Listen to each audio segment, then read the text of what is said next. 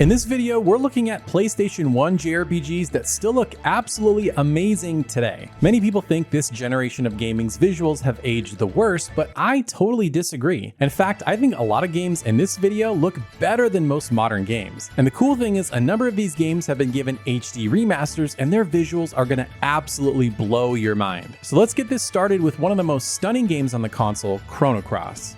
I think this is one of the most visually impressive games of the entire generation. It has this gorgeous tropical island setting, one of my personal favorites in JRPGs and one that I think is totally underrepresented and underused. It has very colorful, stunning scenery. Right from the very beginning with Arni Village, you have the village itself with all these beautiful colors from the greens of the leaves and the top of the roofs and all the different characters' clothing. Not to mention this dock by the ocean that looks absolutely gorgeous. The ocean looks incredible in this game. And maybe my favorite town in the game is Termina, particularly another Termina. It has this amazing Greek-inspired design with a lot of white cobblestone, with little splashes of color. You have this outlook looking out into the ocean, ton of cool little alcoves and buildings for you to explore throughout the city. And I mean, look at some of these places. They look like straight up Van Gogh or MC Escher paintings. I don't know how they came up with it, but it looks absolutely incredible. Not to mention countless other villages and dungeons throughout the game that look really awesome. And while the character models admittedly don't look that great, they were slightly improved in the Radical Dreamers HD Remaster Edition, but to me this game is all about the environments. Not to mention some cool character portraits, and this game has a very distinct art style that comes out really well throughout the game. And one unique thing that this game does that I've never really seen in any other game before is you can swap out the text frames. So you can collect different ones throughout the game, swap it out so the dialogue boxes can have these different frames around it from,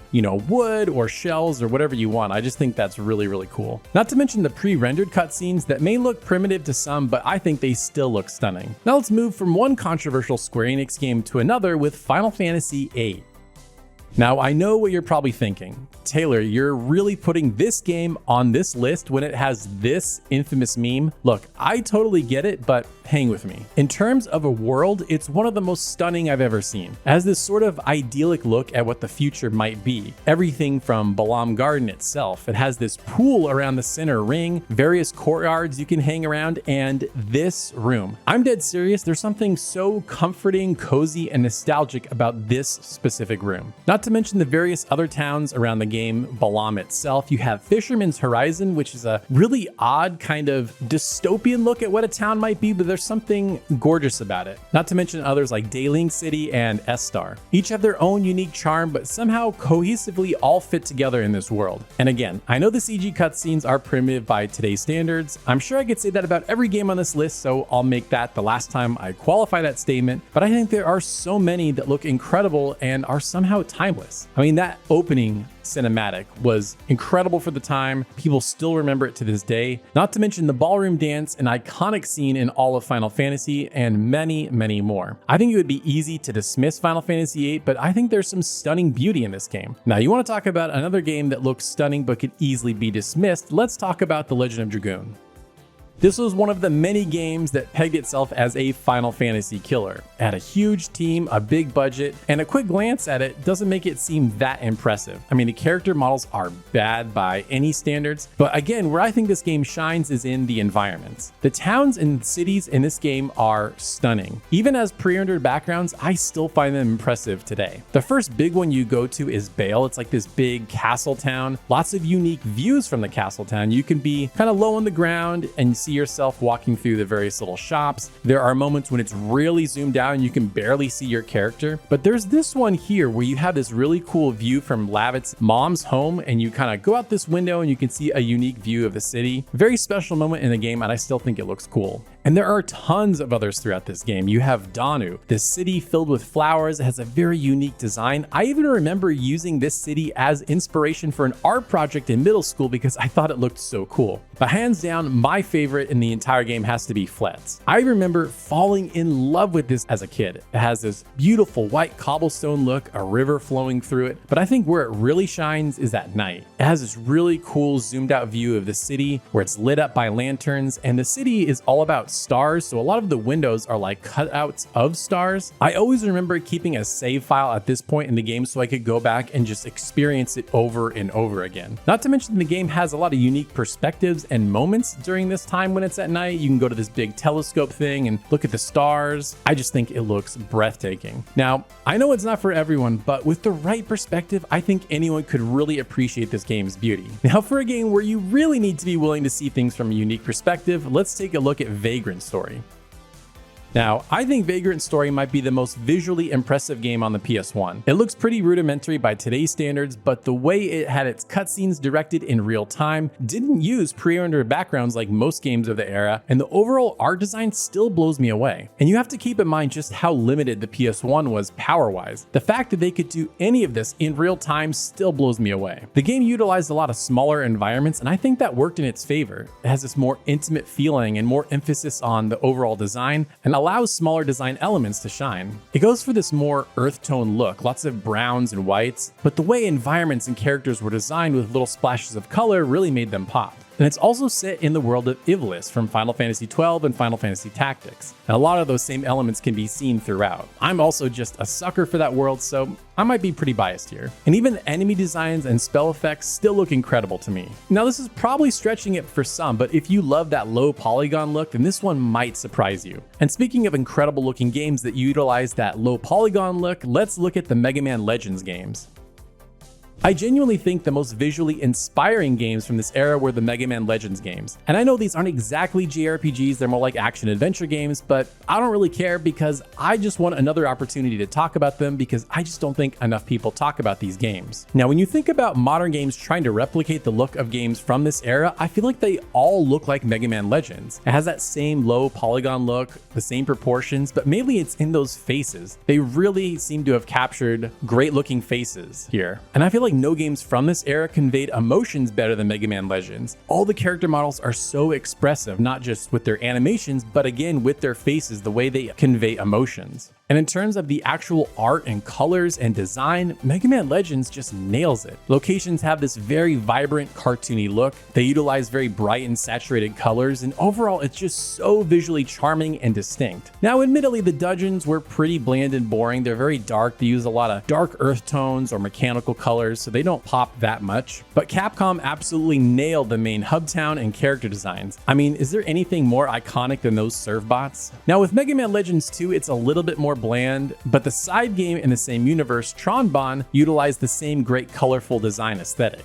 And unironically, I think this is the best looking series on the PlayStation 1 bar none. And I think Capcom is way past due for remastering these games. I mean, they've done everything else except Legends, so I hope they do it next. Now let's start taking a look at JRPGs that did get remasters, starting with Saga Frontier 2.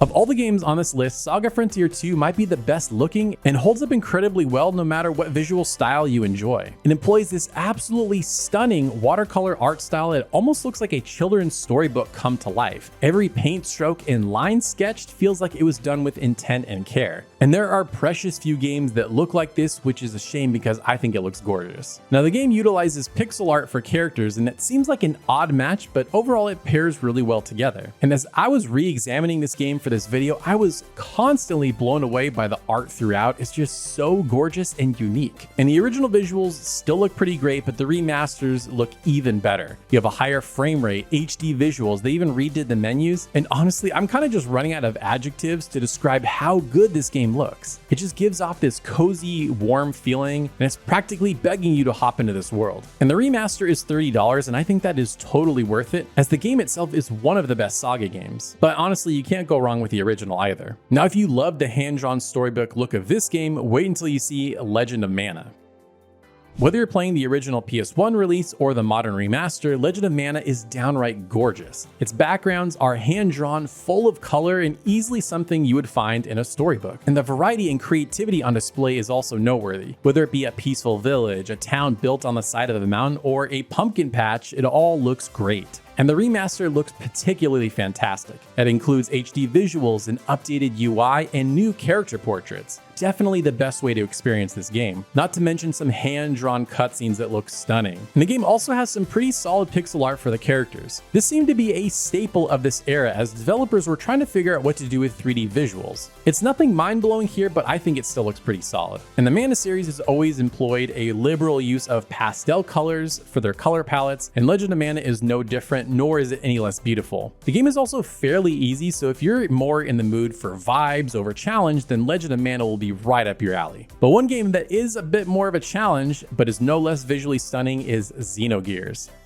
Square's HD 2D games are all the rage right now, but Xenogears is kind of where it all started. All the character models are pixelated, but they're on 3D backgrounds. And there's something about the art style that matches so well, and it's all just very seamless when you look at it. It has this really interesting blend of fantasy and sci-fi aesthetics. It could have been a Star Ocean game in another timeline. And the character models themselves look great, very distinct, and have those very unique eyes that when you see, you're like, oh yeah, that's Xenogears. It also has a very great character portrait art, very 90s anime vibe that I'm super nostalgic for, not to mention those awesome anime cutscenes that are very dark and gritty. And if you love mecha, this is definitely the game for you because there's so many cool designs here. Many designed by Junya Ishigaki, who worked on several Gundam projects. The game also has a unique variety of locations. Of course, you have your typical village that you start in, there's a desert town, and then there's a lot more mechanical interiors of ships and dungeons. Kind of has a post-apocalyptic vibe, even though that's totally not the setting at all. And honestly, if I say any more about the game, it would be bordering on spoiling it, so I don't want to do that. But to say the least, it's one of the most visually distinct JRPGs on the entire console. Also, you want to talk about a game that deserves a remaster but doesn't have one? Like, come on, Square, what are we doing? Where is the Xenogears remaster? HD 2D remake? Something. We got to do something with Xenogears here. Now, a game that goes for a similar vibe but in its own unique way is Breath of Fire 4.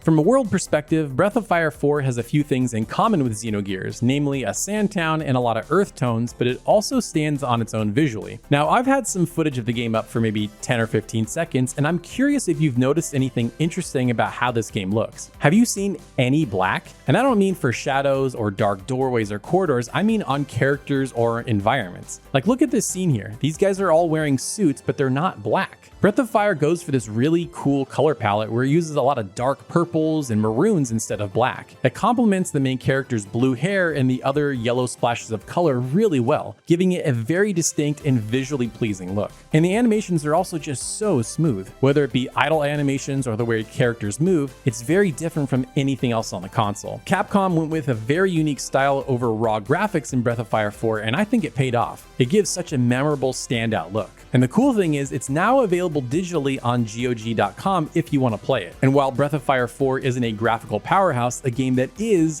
Final Fantasy IX. From a raw graphics point of view, few PS1 games rival Final Fantasy IX. Its towns are so vast and detailed, its characters so expressive and distinct, and its CG cutscenes so stunning. Not to mention being one of the very few games from that era that came on 4 discs. It returns the series to a more medieval fantasy setting filled with knights, princesses, and the iconic black mage design with Vivi being a main character. It's one of the most iconic character designs in all of gaming, and it looks better than ever here. And the game is just bursting with color. Each main character has splashes of bright color that give them very distinct looks. Towns have all kinds of colorful designs that feature throughout, whether it be the castle towns like Alexandria or Lindblum, or the more unique ones like Clara, a town built into a giant tree. It's all just so gorgeous. And I have to tip my hat to the cutscenes. It's just mind-blowing stuff. Whether it's fighting back the Black Waltz, Alexander coming to life, or anything to do with the airship, it all just took my breath away. And there's been this fan project called Memoria Project. It's sort of a reimagining of Final Fantasy IX in Unreal Engine 5. And while it's essentially remaking everything, it managed to capture the essence of the original game, which I think is a huge credit to the design and aesthetic from that original PS1 classic. And are we ever getting that remake, Square? It seems like we've been talking about this thing forever. Next, let's talk about a collection of games that did get remasters and now look better than ever. Lunar 1 and 2 are classic JRPGs responsible for a lot of the genre tropes we know today. In an era when most games were making the leap to 3D, Lunar stayed classic with sprites both for characters and the environments. While it does look a little bit simple, there's a certain charm to it that I just can't help but fall in love with. And all the characters manage to be so expressive. And while the actual character models are kind of small, the games do a lot of cooler things with bigger enemies or characters, and they are just so well animated and detailed. Not to mention, I love the look of the world map as you explore. There's just something so charming and timeless about a classic pixel art world map. And I think one of my favorite aspects were the anime cutscenes. They have such a classic look with a 90s style, very sharp angles to the different characters instead of being more rounded like modern anime is. Again, very nostalgic for me, and I think those HD remasters make them look even better. And they use that same art style for the character portraits, not very common for the time, and they still look great. Now, the original PS1 version I still think holds up incredibly well, but the remasters make the games look even better. Whether it's them running at 60 frames per second, upgrading the visuals both in-game and for the cutscenes, or making them widescreen, these are definitely the definitive way to play these games. And speaking of a definitive way to play a pair of PS1 classics, let's look at Suikoden 1 and 2. Of all the games in this video, I think Suikoden 1 and 2 may have stood the test of time the best. Instead of the low polygon look, Konami went for big, expressive character sprites. They look incredible whether you're playing the original PS1 version or the newer HD remasters. I think it's just a timeless look. All the characters are accompanied by character portraits with a distinct art style that you can know right away. Oh yeah, that's from Suikoden. Now, these character portraits were sprite-based in the original game, but now they've been beautifully redrawn in the HD remasters and they look incredible. A lot of HD remasters sort of have this sloppy, smoothed over look, but here they went the extra mile and I think it was totally worth it. And the backgrounds were also originally sprite based, and I think they still look pretty solid, but the HD remasters breathe new life into them, being totally redrawn and look better than ever. They've also added like extra little visual effects and lighting effects to make the world really pop. Not to mention making the games widescreen so you can see more of the world, and they also remodeled backgrounds in combat. Originally those were in 3D and they looked okay, but now they look fantastic. To me, this is the new gold standard for HD remasters. Konami didn't simply increase the resolution and call it a day, they completely recreated parts of the game while still managing to capture that same spirit and vibe, which is such a fine line to walk, but they did it beautifully here. Now, these were some old school JRPGs that I think still look great today, but to see modern JRPGs that you shouldn't miss, watch this video next.